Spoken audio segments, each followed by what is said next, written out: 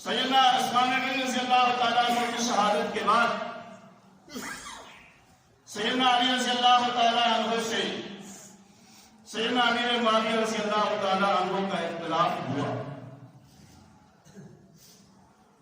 اور وہ اختلاف سیدنا عثمان غنی رضی اللہ تعالیٰ عنہ کے قاتلوں سے بدلہ لینے پر تھا۔ سیدنا امیر معاویہ رضی اللہ تعالیٰ عنہ کا موقف یہ تھا کہ حضرت عثمان غنی رضی اللہ تعالیٰ عنہ کے قاتلوں سے فی الفور بدلہ لیا جائے۔ سیدنا علی رضی اللہ تعالیٰ عنہ کا موقف یہ تھا کہ ابھی حالات نہیں ہیں، حالات جب کنٹرول میں آ جائیں گے تب ہم بدلہ لیں گے۔ یہ اختلاف تھا، اور اہل سنت والجماعت ہمارا یہ عقیدہ ہے کہ اس معاملے میں سیدنا علی رضی اللہ تعالیٰ عنہ حق پر تھے، اور سیدنا امیر معاویہ رضی اللہ تعالیٰ عنہ کا موقف حضرت علی رضی اللہ تعالیٰ عنہ کے مقابلے میں درست نہ تھا، لیکن اس کے باوجود بھی سیدنا امیر معاویہ رضی اللہ تعالیٰ عنہ کو برا بھلا کہنے کی اجازت نہیں ہے۔ روایات میں کتابوں میں آتا ہے کہ کسی نے خواب دیکھا،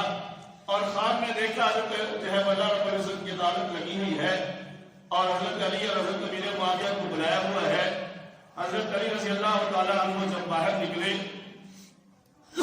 فرمایا کہ اللہ نے میرے لیے رحمت کا فیصلہ کر دیا اور مجھے حق پر قرار دے دیا۔ اور جب سیدنا امیر معاویہ رضی اللہ تعالیٰ عنہ باہر نکلے، اپنے پیشانی سے جو ہے وہ پسینہ پوچھ رہے تھے، تو پوچھنے پر بتایا کہ اللہ نے میرے ساتھ معافی کا معاملہ کر دیا۔ اور دوسری بات یہ ہے کہ سیدنا امیر معاویہ رضی اللہ تعالیٰ عنہ اپنی جگہ پر ایک مضبوط علم رکھتے تھے، جسے شریعت کی اصطلاح میں مجتہد کہا جاتا ہے۔ مجتہد جب محنت کرتا ہے، کوشش کرتا ہے مسئلہ کے اخذ کرنے کے اندر، تو اس سے اگر غلطی بھی ہو جائے پھر بھی اللہ کی طرف سے اسے پکڑ اور گرفت نہیں ہوتی، بلکہ اسے پھر بھی ایک اجر ملتا ہے۔ اور مجتہد اگر صحیح راستے پر چل پڑے تو اسے دوہرا ثواب ملتا ہے۔ حضرت علی کو دوہرا ثواب ملا، اور حضرت امیر معاویہ کو ایک درجے کا ثواب ملا، لیکن اللہ کی طرف سے پکڑ اور گرفت امیر معاویہ کے لیے بھی نہیں ہے۔ دوسری بات یہ ہے کہ سیدنا امیر معاویہ رضی اللہ تعالیٰ عنہ اس اختلاف کے بعد حضرت علی اور حضرت امیر معاویہ کا آپس میں صلح ہو گئی، اور اس صلح کے بعد پھر حضرت علی رضی اللہ تعالیٰ عنہ کی شہادت کے بعد آپ کے رخت جگر گوشہ بطول اور نواسہ رسول حضرت حسن رضی اللہ تعالیٰ عنہ کے ہاتھ میں خلافت آئی۔ سیدنا امیر معاویہ رضی اللہ تعالیٰ عنہ کو انہوں نے خلافت کے سارے امور سونپ کر، پورا علاقہ ان کے کنٹرول میں دے کر سیدنا حسن نے حضرت امیر معاویہ سے صلح کر دی۔ تو پھر میں اور قوم کی کون ہوتا ہے کہ وہ اس اختلاف کی وجہ سے سیدنا امیر معاویہ کو نہیں تھا۔ جب گھر والے خود ہی صلح کر لیں تو باہر والے کون ہوتے؟ حضرت علی نے بھی صلح کی اور فرمایا کہ اس علاقے میں تم اور ادھر ہم، اور حضرت علی رضی اللہ تعالیٰ عنہ اپنے سامنے کسی کو حضرت امیر معاویہ کے بارے میں کوئی غلط بات کہنا گوارا نہیں کرتے تھے۔ حضرت امیر معاویہ رضی اللہ تعالیٰ عنہ بھی حضرت علی کا عزت اور احترام کے ساتھ نام لیتے تھے، اور یہ فرماتے تھے کہ مقام اور مرتبے کی وجہ سے تو حضرت ابوبکر، حضرت عمر، حضرت عثمان، حضرت علی مجھ سے افضل اور اعلیٰ ہیں، لیکن لوگ یہ کہتے ہیں کہ تدبیر کے معاملے میں، سیاست کے معاملے میں، یا اسی طرح ملک چلانے کے حالات کی وجہ سے امیر معاویہ کا کوئی ثانی نہیں ہے۔ سیدنا امیر معاویہ رضی اللہ تعالیٰ عنہ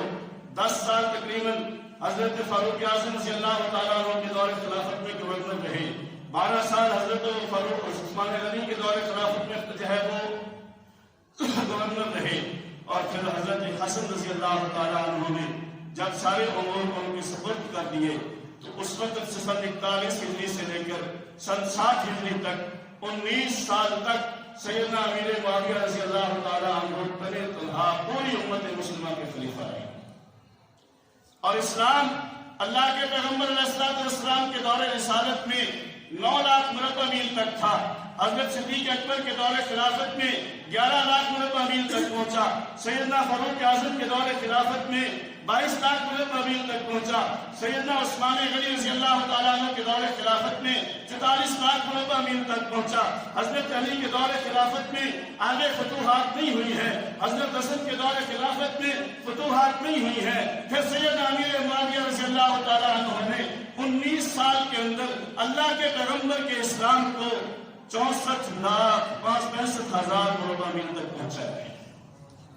اور یہ آدھی دنیا سے زیادہ علاقہ ہے۔ یہ ہمارا ملک کہتے ہیں 3 لاکھ مربع میل پر ہے، اور سیدنا امیر معاویہ کی خلافت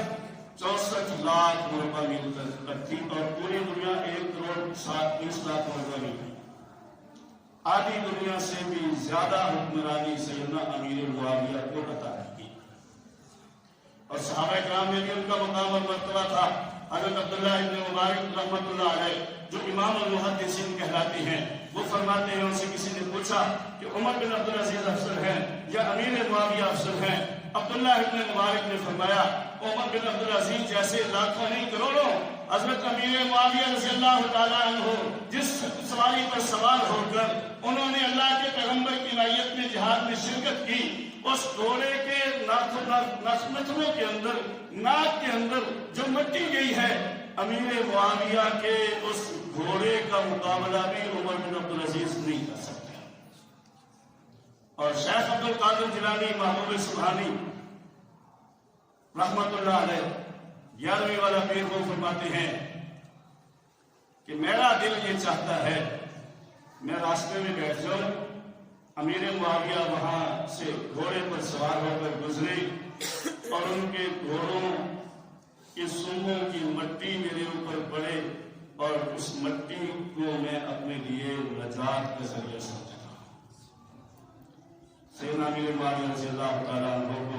اللہ نے ہر لحاظ سے بہت مقام اور مرتبہ عطا کیا ہے، تو اسی لیے کہتے ہیں مومن کی غلام